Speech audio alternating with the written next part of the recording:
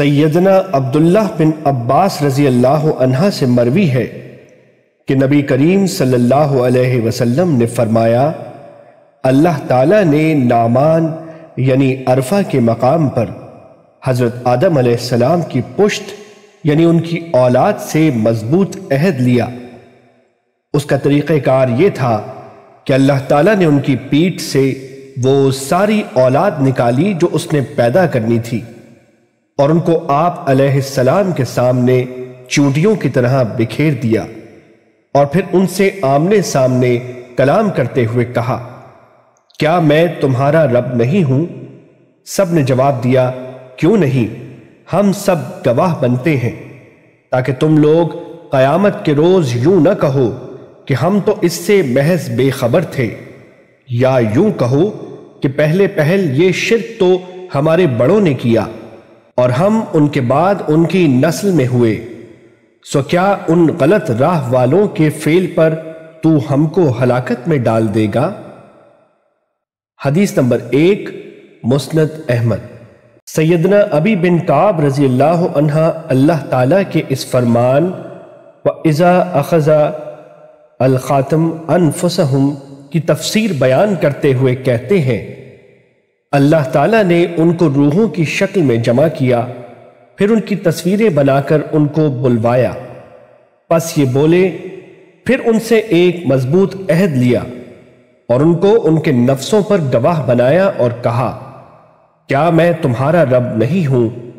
میں 7 آسمانوں اور 7 زمینوں کو تم پر گواہ بناتا ہوں، اور میں تمہارے باپ آدم علیہ السلام کو بھی تم پر گواہ بناتا ہوں، تاکہ تم قیامت والے دن یہ نہ کہہ دو کہ ہمیں تو اس چیز کا علم ہی نہیں تھا۔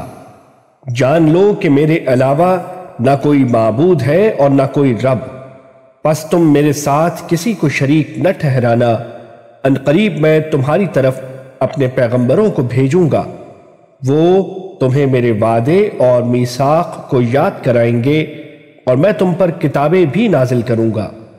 ان سب نے جواباً کہا، ہم یہ گواہی دیتے ہیں کہ تو ہی ہمارا رب اور معبود ہے، تیرے علاوہ ہمارا کوئی رب نہیں ہے۔ پس انہوں نے اس چیز کا اقرار کیا۔ حدیث نمبر 2، مسند احمد۔ سیدنا انس بن مالک رضی اللہ عنہ سے مروی ہے کہ نبی کریم صلی اللہ علیہ وسلم نے فرمایا، قیامت کے دن جہنمی آدمی سے کہا جائے گا، اس کے بارے میں تیرا کیا خیال ہے کہ زمین پر جو چیزیں بھی ہیں، کیا تو اس عذاب سے بچنے کے لیے وہ فدیے میں دے دے گا؟ وہ کہے گا، جی ہاں۔ اللہ تعالیٰ فرمائے گا، میں نے تو تجھ سے اس سے آسان چیز کا مطالبہ کیا تھا، میں نے تجھ سے یہ عہد لیا تھا جبکہ تو آدم علیہ السلام کی پیٹھ میں تھا کہ میرے ساتھ کسی چیز کو شریک نہ ٹھہرانا، لیکن تو نے انکار کر دیا تھا اور اسی چیز پر ڈٹ گیا کہ تو نے میرے ساتھ شرک ہی کرنا ہے۔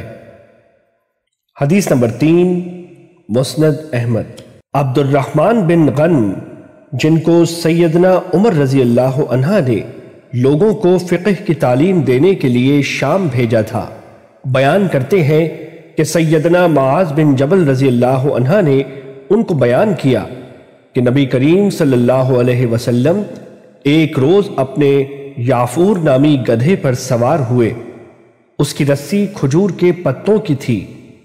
پھر آپ صلی اللہ علیہ وسلم نے فرمایا، معاذ تم بھی سوار ہو جاؤ۔ میں نے کہا، اے اللہ کے رسول، آپ چلیں، میں پیدل ہی ٹھیک ہوں۔ لیکن آپ صلی اللہ علیہ وسلم نے پھر فرمایا، تم سوار ہو جاؤ۔ پس میں آپ صلی اللہ علیہ وسلم کے پیچھے سوار ہو گیا۔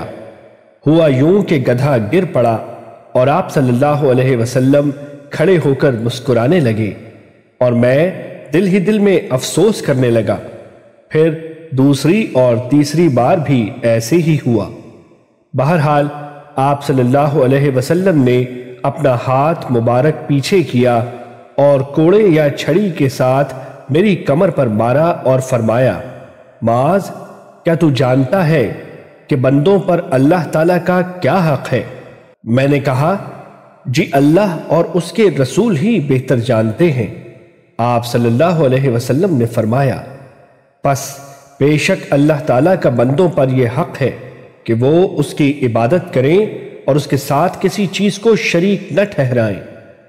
پھر جتنا اللہ تعالیٰ نے چاہا آپ صلی اللہ علیہ وسلم آگے کو چلے اور پھر اپنا ہاتھ پیچھے کیا اور میری کمر پر مارا اور فرمایا اے معاذ کی ماں کے بیٹے، کیا تم یہ جانتے ہو کہ اگر بندے ایسے ہی کریں تو اللہ تعالیٰ پر ان کا کیا حق ہے؟